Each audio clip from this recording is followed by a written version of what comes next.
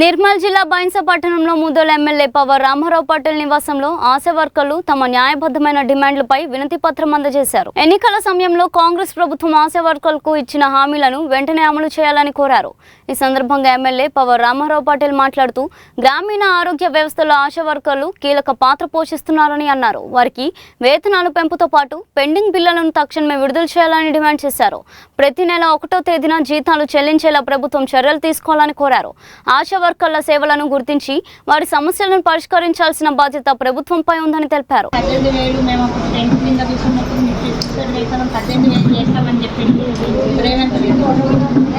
అది ఇప్పుడు అది అమలు చేయాలని ఇప్పుడు తెలంగాణ స్టేట్ మొత్తం ఎమ్మెల్యేలకు వినతి పత్రం ఈరోజు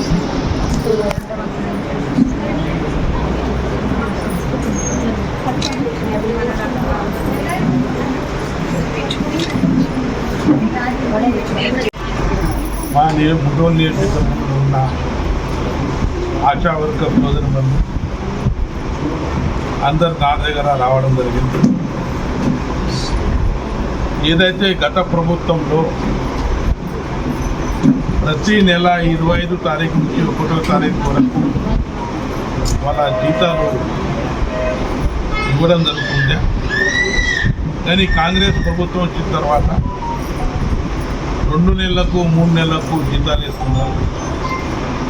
అదేవిధంగా కేసీఆర్ ప్రభుత్వం ఉన్నప్పుడు మా ఆశా వర్కర్స్ అందరూ స్ట్రైక్ మీద పోయినప్పుడు రేవంత్ రెడ్డి కాంగ్రెస్ పార్టీ అధ్యక్షుడు ఉన్ననాడు నేను 18,000 నాకు ముఖ్యమంత్రిగా చేయండి, మా ప్రభుత్వం వచ్చిన తర్వాత 18,000 శాలరీ చేస్తా అని బూత్ మాటలు మాట్లాడిన రేవంత్ రెడ్డి గారికి కొత్త సిగ్గుచేటు ఉండాలి.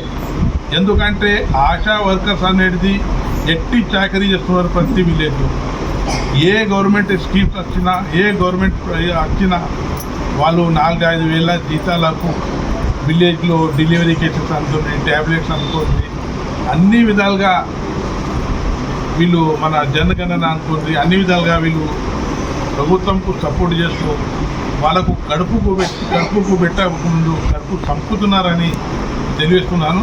ఇప్పుడన్నా రేవంత్ రెడ్డికి బుద్ధి రాని ఆశా వర్కర్స్ మీద మీరు శ్రద్ధ వహించి వాళ్ళకి ఏదైతే మీరు వాగ్దానాలు ఇచ్చారో 18,000 శాలరీ ఇస్తా అని ప్రతి నెలలో 1వ తారీఖు శాలరీ ఇచ్చి వాళ్ళ ఆశీర్వాదం తీసుకోండి అని రేవంత్ రెడ్డి గారికి ముఖ్యమంత్రికి తెలియజేస్తున్నాను.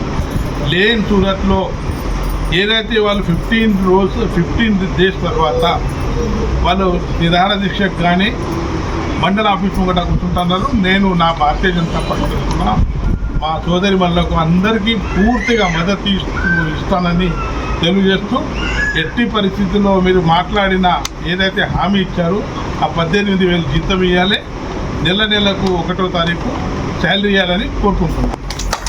ఉండగా ఆశా వర్కర్లకు ప్రతి నెల 28 నుంచి 1వ తారీఖు వరకు మాకు సాలరీలు పడుతుండే. కానీ రేవంత్ రెడ్డి ప్రభుత్వం వచ్చిన నుంచి మాకు 2 మంత్కి ఒకసారి 3 మంత్కి ఒకసారి ఇట్లా సాలరీస్ చేస్తుండ్రు.